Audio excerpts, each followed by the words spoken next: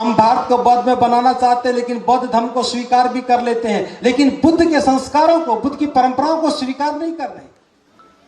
आज भी जो लोग दिवाली के दिन दीपोदान कहकर के उत्सव मनाने की बात करते हैं, क्या यह धर्म की व्यवस्था को मटियामल करने का षड्यंत्र नहीं है? कोई बुद्धिजीवी बताए कि दीपोदान में दिया किधर से जलेगा और दिवाली में दिया किधर से जलेगा। दीपोदान में दिवाली में कोई अंतर बता के बताए।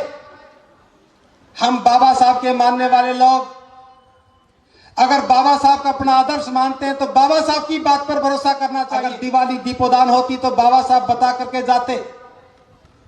14 अक्टूबर 1956 को बाबा साहब बुद्ध की शरण में गए।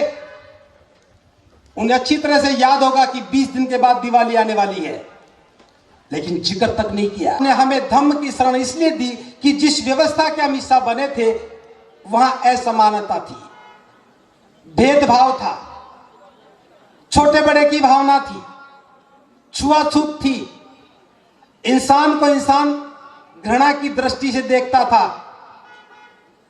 और इस सब के पीछे एक ही कारण था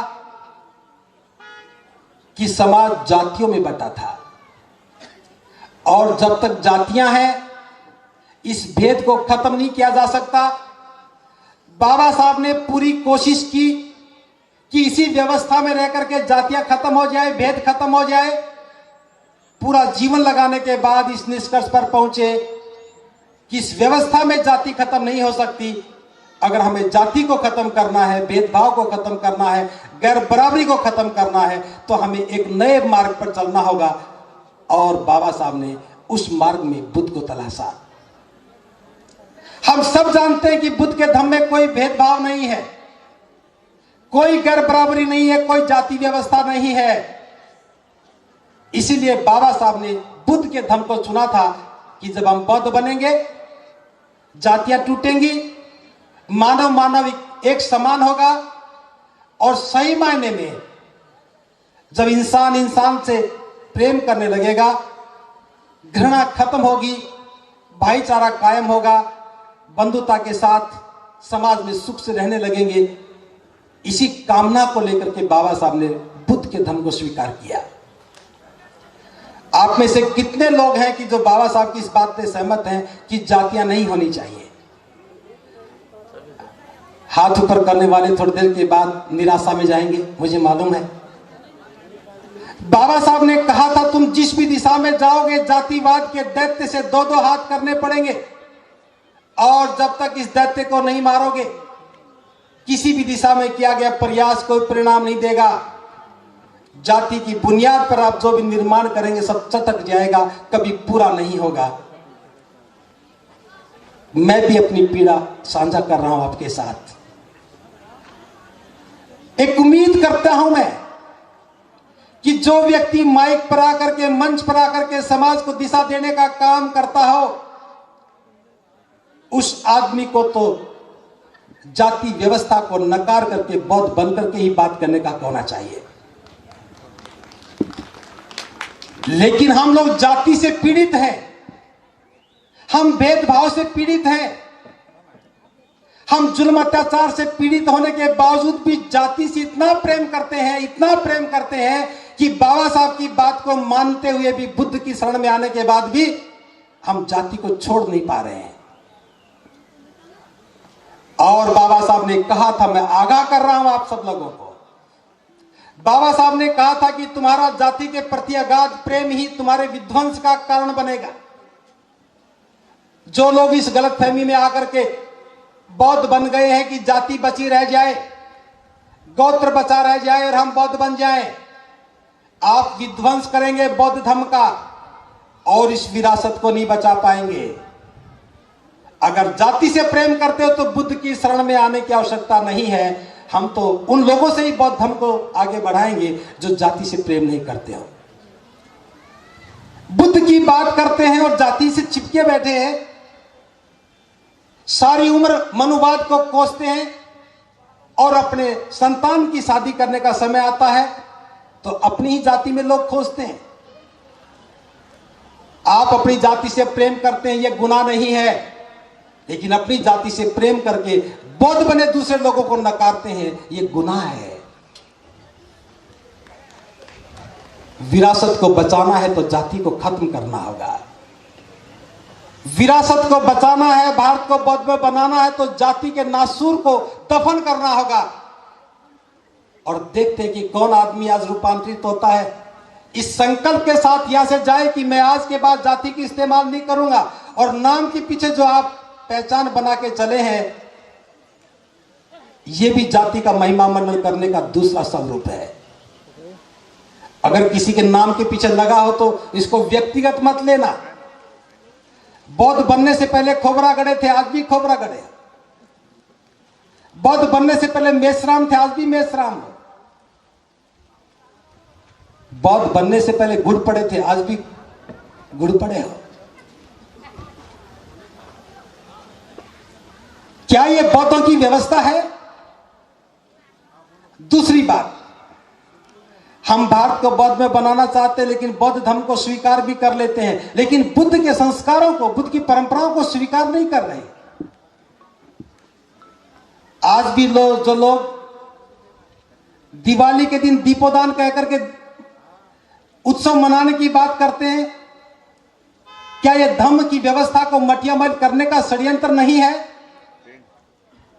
कोई बुद्धिजीवी बताए कि दीपोदान में दिया किधर से जलेगा और दिवाली में दिया किधर से जलेगा। दीपोदान में दिवाली में कोई अंतर बता के बताए। हम बाबा साहब के मानने वाले लोग अगर बाबा साहब का अपना आदर्श मानते हैं तो बाबा साहब की बात पर भरोसा करना चाहिए। अगर दिवाली दीपोदान होती तो बाबा साहब बता करके जाते। 14 अक्टूबर 1956 को बाबा साहब बुद्ध की शरण में गए।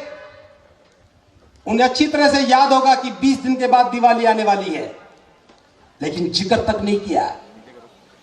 अगर उस समय भूल भी गए होते तो 20 दिन के बाद याद आ जाता। लेकिन बाबा साहब जानते थे कि यह हमारा उत्सव नहीं है, जिक्र करने की आवश्यकता नहीं है। जो हमारा नहीं है उसका जिक्र क्यों करें? लेकिन उत्तर भारत में बहुत सारे विद्वान पैदा हो गए जो बाबा साहब से ज्यादा विद्वान, जो बाबा साहब नहीं खोज पाए उन्होंने खोज लिया। बौद्ध धर्म के किसी भी साहित्य में कार्तिक मास की अमावस्या का जिक्र तक नहीं है, और दिल्ली में बैठे विद्वानों की आंखों के सामने कार्तिक मास की अमावस्या दिखती है, क्योंकि उनकी संतानें, उनकी पुत्र वधुएं, उनकी जीवन संगिनियां इस मोह को नहीं छोड़ पा रही। हो सकता है कि दिवाली के दिए की रोशनी में लक्ष्मी घर में प्रवेश कर जाए। क्या बौद्धों के पास उत्सवों की कमी है? जब तक धर्म हमारे आचरण में नहीं आएगा हम कैसे बौद्ध बनेंगे? आप बौद्ध बन गए, कौन सी परंपरा बदली? अबौद्ध थे तब भी शादी करते थे तो बैंड बजता था, आज भी बज रहा है। अबौद्ध शादी करते थे, घोड़ी पर बैठते थे, आज भी घोड़ी पर बैठे हैं। अबौद्धों की शादी होती थी तो पी करके नाचते हैं, आज भी पी करके नाचते हैं। जहां भी जब भी दावत थी, आज भी दावत है, वहां भी दहेज था, यहां भी दहेज है। कौन सी परंपरा बदली? बस एक परंपरा बदल दी। जहां पहले पुरोहित आता था लाल कपड़ा कंधे पर टांग करके, आज चिवर पहने हुए पुरोहित आता है। बस फर्क इतना सा हो गया।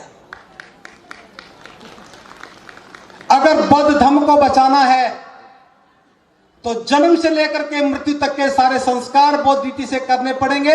और बौद्ध रीति का मतलब यह नहीं कि जैसा हम पहले करते रहे बस यहां भिक्षु को आगे कर दो सारा काम बौद्धों का हो गया। सब बिल्कुल नहीं होने वाला। हमें बौद्धों की विरासत को बचाना है तो बौद्धों की परंपराओं को स्थापित करना होगा। जन्म भोज की परंपराएं खत्म करनी होंगी, विवाह की परंपराओं को नया आयाम देना होगा, और मरने के बाद क्या किया जाए उसको ठीक से परिभाषित करना होगा। पहले भी अस्थियों को लेकर के पानी में बहाते थे, आज भी वही काम करते हैं। पहले 12 दिन रोते थे, आज भी 12 दिन रो लेते हैं। पहले भी मरने के बाद मृत्यु भोज करते थे और आज भी लड्डू खाते हुए लज्जा नहीं आती है। क्या बौद्ध धर्म स्थापित हो जाएगा? बौद्ध बनने से पहले हम लोग महिलाओं को बराबर नहीं मानते थे, और बौद्ध बनने के बाद क्या हमने महिलाओं को बराबर माना? मैं महाराष्ट्र को छोड़ देता हूं, क्योंकि महाराष्ट्र में पर्दा प्रथा नहीं है। छत्तीसगढ़ के बारे में ज्यादा पता नहीं है, बस खत्म कर दिया मैंने। लेकिन हरियाणा, उत्तर प्रदेश, राजस्थान, मध्य प्रदेश में आज भी महिलाएं घूंघट में हैं। आज भी उनकी पत्नियां चूड़ियां पहनती है, महाराष्ट्र में भी पहनती है। बौद्ध धर्म को स्थापित करने का इम्तिहान है आज जाकर के अपनी जीवन संगिनी के हाथ की चूड़ियां उतरवा देना। आप बहादुर कहलाएंगे व्यवस्था बदलने के लिए।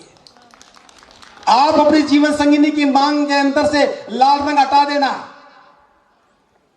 और हो सके जिनकी जीवन संगिनी घूंघट करती है घूंघट हटा देना। आप बहादुर कहलाओगे, वरना बुज़दिल पैदा होकर के बुज़दिल मर जाओगे। बुद्ध की शरण में आने के बाद अगर महिलाओं से भेदभाव करते हो तो आप बौद्ध नहीं कहलाते हो। इसलिए मैं इसी सूत्र पर बात करके अपनी बात को विराम दे रहा हूं। धम्म के सिद्धांत और शिक्षाओं को जनता तक पहुंचना चाहिए, सस्ता प्रकाशन होना चाहिए और सुलभ भाषा में लोगों तक बातें जानी चाहिए। धम्म के सिद्धांत और शिक्षाओं को जनता की भाषा में जनता तक समझाने वाले प्रचारक होने चाहिए। और तीसरी बात, जो धम्म के सिद्धांत और शिक्षाएं हैं वो आचरण में उतरनी चाहिए। अगर इतना हम कर सकेंगे तो हम बौद्ध धर्म को स्थापित भी कर पाएंगे और सिरपुर जैसी बौद्धों की महान विरासत को बचाने में सक्षम हो पाएंगे। मैं मंगल कामना करता हूं उन सब के लिए जो आज आंदोलित होकर के इस व्यवस्था के निर्माण में काम करेंगे, और सबके लिए बहुत बहुत साधुवाद। सबका मंगल हो भवतु। बहुजन विचारधारा को घर घर तक पहुंचाने के लिए हमारे YouTube चैनल को सब्सक्राइब करें, लाइक करें, कमेंट करें, शेयर करें और बेल आइकन की घंटी दबाना ना भूलें।